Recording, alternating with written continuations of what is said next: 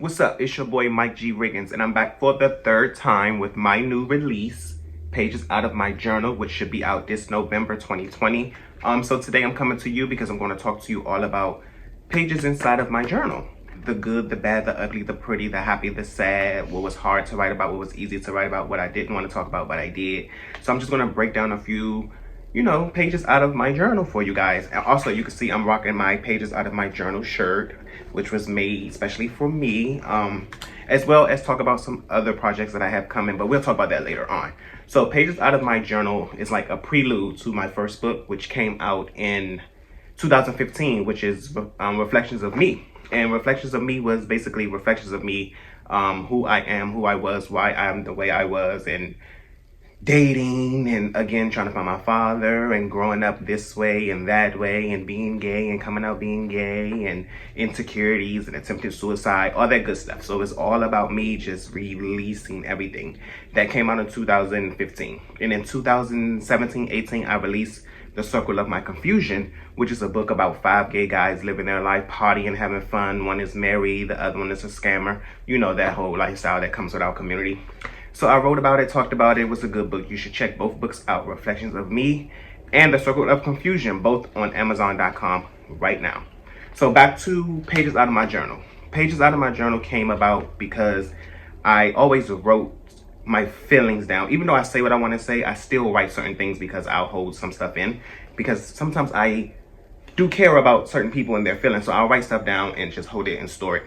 So I put a collection of writings together. My trip to Atlanta, which was the reason why I moved to Atlanta in August of 2019. So I visited Atlanta and I fell in love with it, and I thought that, it would give me the resources that I need for creating my shows, my radio show, and more books. So I stayed for a year, met this guy, I fell in love, and been with him ever since.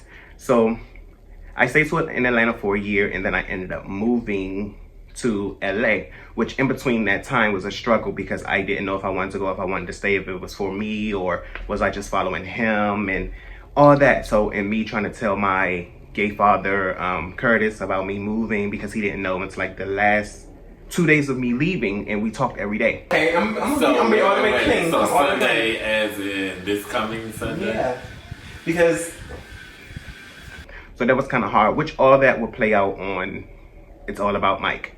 Also, dating. Oh my gosh, dating in our community. Dating or lack thereof. Most of the time, we don't even date. We just meet someone and jump right into it and become, a couple. Speaking from experience. So we don't really get to date, like go out, do stuff, get a feel of each other, the energy, the vibe, and see if we really mesh. And it's hard to date in our community because you meet someone and they pretend to be one way, then when you date them, they're another way. So it's like, it doesn't really work out, and it's just a mess. Like, it's a mess. So dating can be very hard in the gay community. So yeah. And also after dating is, can gay relationships last? Speaking from experience, yes, but you have to communicate, you have to be honest, you have to be trusting, and you just have to be real and authentic from day one. If you don't have those things, it's not going to work. So you can't be with this person and that person, that person, that person, but you're in a relationship with that person. It does not work. I mean, it may work for some, but it does not work for me. Would you do an open relationship? I don't know. I do strongly feel that gay relationships can last because mine has. And I'm an advocate of black love, black gay love. Another chapter, I'm going to ramble on really fast because I don't want to make this video long and drawn out. So another chapter is hurt feelings. Hurt feelings is something that we often feel. Someone said something to you that hurts your feelings, or you going through a breakup or financial struggle. Your feelings are hurt, so you're trying to overcome that the best way you can. Some move on to this, some move on to that, some build themselves up, all in how you decide to get over it. Another one is infatuated with a thought. Oh my God, that's like one of my favorites because it's like, you meet someone, but you're infatuated with that image and that thought of who they are. And then when you get to know them, you realize they're not who you had in your mind for them to be, because you created this image of this infatuation phase. And it turned out to be real, and you couldn't handle the real. So, y'all don't talk anymore, y'all broke up, whatever have you, however it happens. Elusive love is like trying to find love and want to be loved. And who doesn't want to be loved? Who does not want to be loved? Like, some of us don't know how to love. Some of us overly love. And some of us give it here and there. I'm the type I overly love. And I want it back. Like, I don't ask nothing of you that I cannot give you. So, elusive love, another favorite of mine. The lonely feeling, missing love. Oh my gosh. This is a chapter when I talked about being in a relationship and you still feel lonely and you still feel like you're missing the love, like something is missing. So you're like in a relationship, but you feel like you're by yourself. Like you're laying next to this person, the bed still feels empty. You're hugging this person, you still feel like you're just holding yourself. So it's like you're missing love. Something is missing. You're missing love. And it may not be because of you. It could be because they just don't know how to give it, or something may be going on with them personally to where they can't give it right now. So just like I said, go back to communication. Another chapter is Unappreciated, my fault. And I say my fault because I allowed you to treat me in a way to where I'm not appreciated, because I accepted certain things instead of shutting it down in the beginning. And certain things that you're doing is unappreciated. Like, you don't appreciate the things that I do. Like, I cook, I clean, I wash the house, I wash the clothes, I clean the house, I do this, I do that. And it's unappreciated. And it's my fault because I allowed it. So that's another one of my favorites. The secretive, jealous best friend. Now, this one is a little touchy because when this person read it, they'll know it's about them, which I don't care. It's my story. It's my truth. I'm going to tell it. You have to move in silence. And I say that because you tell people your dreams and your goals, and they're like, oh yeah, bitch, you can do it, this and this and this. And then when you actually do it, or you stumble, they'll try to go behind you and take your ideas and put them out first without even fully executing it properly.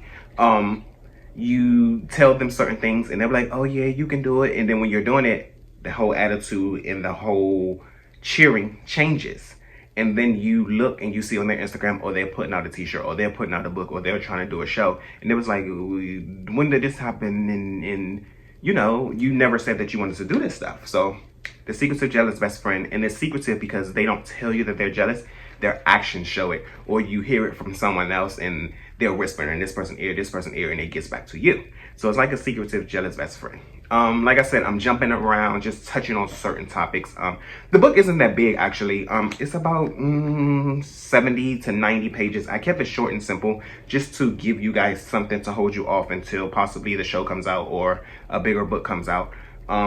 So yeah, it's very thin. It's a quick read. I know people don't really have time. It's a pandemic, but it's still, people just don't have time. And I get it. That's why I kept it short and simple for you. So the last thing in the book is called release. Release is when you just finally let it all go. Come to an understanding of, I accept certain things, but I don't accept certain things, and I'm going to change what I don't accept. So just release. However you choose to release. It could be jogging, hiking, swimming, traveling, having sex for some people. I mean, that's just some people release. Writing, singing, dancing, whatever your release is to help you get better and be better mentally, physically, emotionally, do it. Release. If you're going to talk until you get dehydrated, but release. So that's just a few, standout chapters in my book that I wanted to talk about. I'm sorry that I'm rambling, but I'm trying to get through this so the video isn't long and drawn out. But yeah, you guys can check out Pages Out of My Journal, which comes out this November 2020. Also, look for my new reality docu-series. It's all about Mike, which is coming out around November the same time, so it should drop around the same time. And also, I have an apparel line coming with my boyfriend called M&T Designs, Mike and Terrell Designs, which we're doing all kinds of designs like masks, t-shirts, and branching out into other apparel things that we're going to do. So we just have a busy winter into spring coming, full of projects. So it's always going to be something from Mike G. Riggins to you. You can also follow me on Instagram and Twitter at Mike G. Riggins. See you guys. Thank you. Be sure to cop the book, Pages Out of My Journal, Amazon.com, November. See ya.